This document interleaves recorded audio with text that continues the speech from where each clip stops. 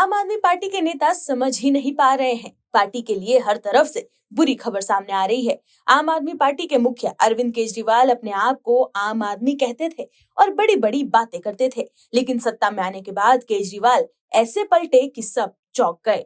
केजरीवाल ने अपने लिए शीश महल बनवा लिया और दिल्ली वालों को उनके हाल पर छोड़ दिया, लेकिन अब दिल्ली के लोगों ने भी आम आदमी पार्टी से मुंह मोड़ लिया है, जिसके बाद अब केजरीवाल काफी वक्त पंजाब में बिता रहे हैं। लेकिन पंजाब में भी बीजेपी और कांग्रेस आम आदमी पार्टी को घेरने में लगी हुई है। वहीं अब एक और आरोप पर केजरीवाल की पार्टी बुरा फंस गई है। क्या है पूरी खबर, बताते हैं आपको इस रिपोर्ट में। दर्शकों, आम आदमी पार्टी ने सोमवार से शुरू हुए संसद सत्र में देश के राजनीतिक पटल पर हलचल मचा दी है।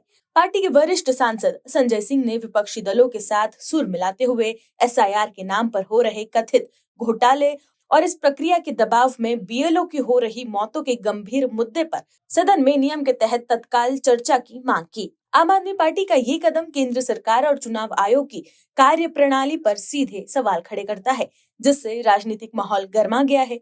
गत वर्ष संपन्न लोकसभा चुनाव के बाद विपक्षी दलों के गठबंधन से अलग होकर मुद्दों पर बात करती रही आम आदमी पार्टी इस बार संसद सत्र शुरू होते ही एसआईआर के मुद्दे पर विपक्षी खेमे के साथ खड़ी हो गई है। वहीं दिल्ली नगर निगम के 12 वार्डों में रविवार को हुए उपचुनावों ने बीजेपी और आम आदमी पार्टी के बीच राजनीतिक लड़ाई का एक नया दौर शुरू कर दिया, जिसमें दोनों पक्षों ने मतदान को लेकर अपनी अलग अलग बातें कही। आम आदमी पार्टी ने जहां बीजेपी पर गलत काम को करने का आरोप लगाया, तो वहीं भगवा पार्टी ने बोगस वोटिंग का आरोप लगाया। दिल्ली बीजेपी अध्यक्ष वीरेंद्र सचदेवा ने 7 वार्डों के अपने दौरे के दौरान पार्टी कार्यकर्ताओं से मिले फीडबैक का हवाला देते हुए कहा कि पार्टी को अच्छे प्रदर्शन का भरोसा है। उन्होंने कहा कि पहली बार 12 वार्डों में एक साथ उपचुनाव हुए। स्थानीय चुनाव में पारंपरिक रूप से कम वोटिंग के बावजूद बीजेपी की संगठनात्मक ताकत आज फायदेमंद साबित हुई।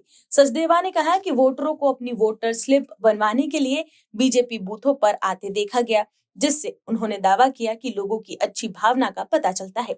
इस बीच आम आदमी पार्टी के बीजेपी पर गलत काम करने का आरोप लगाते हुए गंभीर आरोप भी लगाए। सोशल मीडिया एक्स पर पोस्ट करते हुए आप की दिल्ली यूनिट के चीफ सौरभ भारद्वाज ने आरोप लगाया कि पुलिस का एक पूर्व एसएचओ सादे कपड़ों में बीजेपी उम्मीदवार के लिए प्रचार कर रहा है और चुनाव आयोग पर कोई कार्रवाई न करने का आरोप लगाया। वहीं बीजेपी नेता वीरेंद्र सचदेवा ने एक बयान को जारी कर आरोपों को खारिज कर दिया और आप पर बोगस वोटिंग करने की कोशिश करने का आरोप लगाया।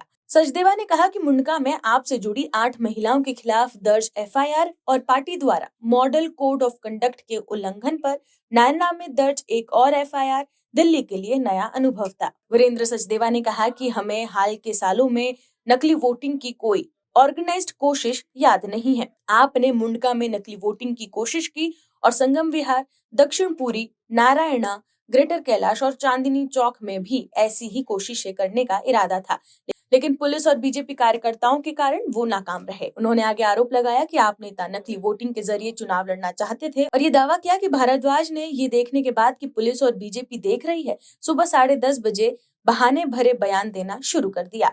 उपचुनाव के नतीजे 3 दिसंबर को घोषित किए जाएंगे। वहीं मशहूर शिक्षक अवध ओझा ने एक पॉडकास्ट में आम आदमी पार्टी में रहने के दौरान का वक्त याद करते हुए कहा कि किस तरह उन्हें बोलने से रोक दिया गया था। उन्होंने कहा कि मैं राजनीति नहीं करूंगा, दूर रहूंगा, बहुत खुश हूँ। पार्टी लाइन के बाहर नहीं बोल सकते, ये नहीं बोल सकते, हम बोलेंगे नहीं तो मर जाएंगे। Bureau report, OMH news. आप दर्शकों से विनम्र निवेदन है कि चैनल को सब्सक्राइब जरूर करें